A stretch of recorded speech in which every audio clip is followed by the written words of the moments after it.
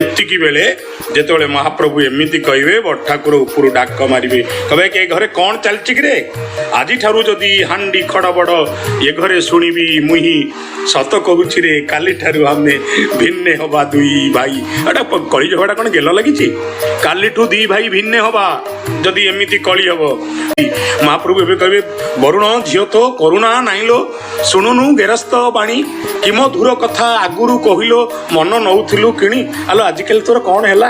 ଆଗରୁ କେଡ଼େ ମିଠା କଥା କହୁଥିଲୁ, ମଧୁ କ୍ଷରନ୍ତି ସାରବତ୍ର, ତ ପାଟିରୁ ମଧୁ ଝରୁଥିଲା, ତୁ ଆଜି ଏମିତି କହୁଛୁ। ହଠାତ୍ କେବେ ଏ ଲକ୍ଷ୍ମୀ ତୋତେ ଭଲରେ ଆଖି ପୁରେଇ ଦେଖିନଥିଲି, ତୁ କ'ଣ ଝଡ଼ିକି ଏମିତି ହେଲୁଣୁ?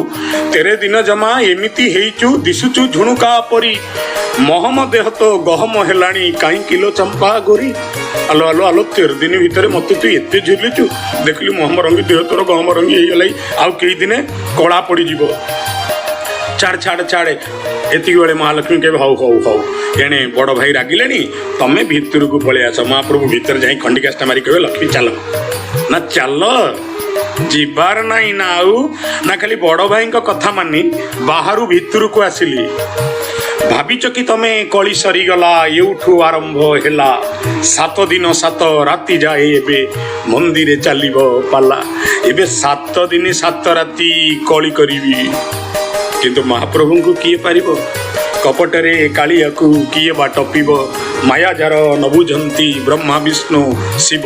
କ'ଣ କରିବେ? କହିବେ ଆଚ୍ଛା ଆଚ୍ଛା ଏମିତି କ'ଣ ରାଗୁଛୁ, ଆଉ ଜମା ତୁ ରାଗ ନା। ଲକ୍ଷ୍ମୀ ଯେମିତି ବଡ଼ ପଟି କରିବେ, ସାଙ୍ଗେ ସାଙ୍ଗେ ଆଣିଥିବା ରସଗୋଲାଟାକୁ ପାଟିରେ ପୁରେଇ ଦେବେ ମହାଲକ୍ଷ୍ମୀଙ୍କର ଭୋଗ ଲୋକ ପରି। ରସଗୋଲକର ମହାପ୍ରଭୁ ଦେଲେ ଖୋଇ, ଯେତିକି ଛେନାକୁ ସେତିକି ଛାକିଲୁ, ଶବଦକୁ ଜାଗା କାହିଁ। ଶ୍ରୀମନ୍ଦିରରେ ଚିନି ବଦଳରେ ଯାହାକୁ ବ୍ୟବହାର କରାଯାଏ ତାକୁ ଛାଚି ବୋଲି କୁହାଯାଏ। ଏତେ ଛେନାକୁ ଏତେ ଛାଚି ତା ଭିତରେ ଅଛି, ମହାଲକ୍ଷ୍ମୀଙ୍କ ପାଟି ଚୁପ୍ ହେଇଗଲା, ଆଉ କିଛି କହିପାରିବେନି। ଯେତେବେଳେ ମହାଲକ୍ଷ୍ମୀ ତଥାପି ପାଟି ଭିତରେ ରସଗୋଲା ପଶି ବଡ଼ ପାଟି କରୁଥିବେ, ମହାପ୍ରଭୁ ସାଙ୍ଗେ ସାଙ୍ଗେ କ'ଣ କରିବେ ନା ମହାଲକ୍ଷ୍ମୀଙ୍କ କାନ୍ଧରେ ପକେଇ ଦେବେ ଆଣିଥିବା ପାଟଟା। ତେବେ ଦେଖିଲୁ ଦେଖିଲୁ ଦେଖିଲୁ, ଏଇଟା ତ ତତେ ଏଇଟା ବଢ଼ିଆ ମାନିବ। ଆହା, ପ୍ରତି ସ୍ତ୍ରୀ ସ୍ୱାମୀର ଉପହାର ନେଲେ ଖୁସି ହେଇଯାଏ।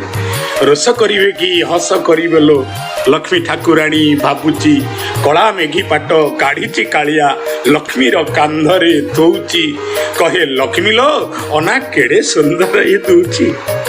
କହେ ଦେଖିଲୁ ଦେଖିଲୁ କେଡ଼େ ସୁନ୍ଦର ଇଏ ଦିଶୁଛି। ଲକ୍ଷ୍ମୀ ହସିବ କାନ୍ଦିବ ଭାବୁଛି, ପାଦ ଛୁଇଁ କହେ କ୍ଷମା ହେ ମାଧବ, ଯାହା ଯାହା ତ୍ରୁଟି କରିଛି, ଯାହା ଯାହା ତ୍ରୁଟି କରିଛି। ସମଗ୍ର ବିଶ୍ୱରେ